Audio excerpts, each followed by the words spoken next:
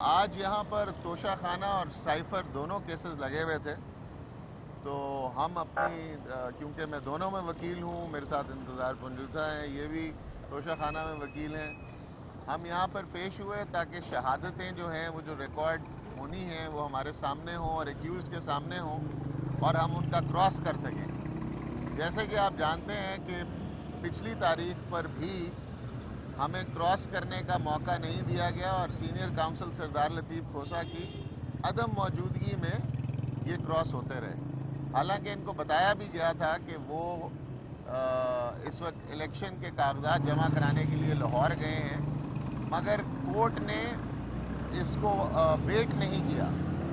اب آپ جانتے ہیں کہ کل جو ہے خان صاحب کی سپریم کورٹ نے کس انداز میں بیل جو ہے وہ لی، اور یہ صاف آبزرویشن دی گئی کہ اس میں جو جرم اگر بنتا بھی ہے تو یہ کمیونیکیشن کا نہیں بنتا، سائفر لے کر آگے کسی دشمن ملک کو نہیں دیا گیا۔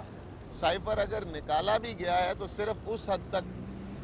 کرائم اگر کوئی آپ کہہ بھی رہے ہو تو صرف اس حد تک آپ کا کیس ہے کہ جی یہ سائفر نکالا کیوں گیا،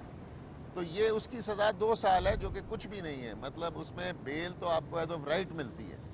تو یہ اس کیس کو اتنی تیزی سے وکلا کی عدم موجودگی میں اور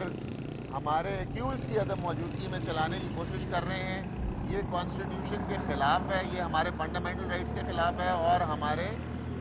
دفاع کے خلاف ہے، اور یہ ہمیں بیسکلی سنوائی کا موقع نہیں دے رہے۔ آج ہم نے خان صاحب کے جو سسپینشن آف سینٹنس والا کیس اسلام آباد ہائی کورٹ سے خارج ہوا تھا، اس کی بھی اپیل سپریم کورٹ میں سبمٹ کرائی، وہاں سے بھی ہمارے منشی کو اغوا کرنے کی کوشش کی گئی ہے، اس سے وہ کاغذ چھین لیے گئے ہیں جو اپیل وہ فائل کرنا چاہتا تھا اور جس کے نتیجے میں خان صاحب الیکشن لڑنے میں لڑ سکیں گے، وہ بھی ان سے چھین لیے گئے ہیں اور اس سے اس کے فون بھی چھین لیے گئے ہیں۔ یہ سراسر قانون کی اور اس ملک میں کانسٹیٹیوشن کی خلاف ورزی ہے۔ میں ابھی یہاں سے جا کر چیف جسٹس صاحب کے آفس اور رجسٹرار صاحب کے آفس جاؤں گا اور وہاں جا کے اپنی شکایت کروں گا کہ انہوں نے میرے منشی کو کیسے روکا اور اس سے یہ کاغذ کیسے چھین لیے، اور یہاں پر بھی ہم اس کی بھی شکایت کریں گے، اور یہ آپ کے سامنے یہ خان صاحب کا کیس رکھتے ہیں کہ اتنی تیزی سے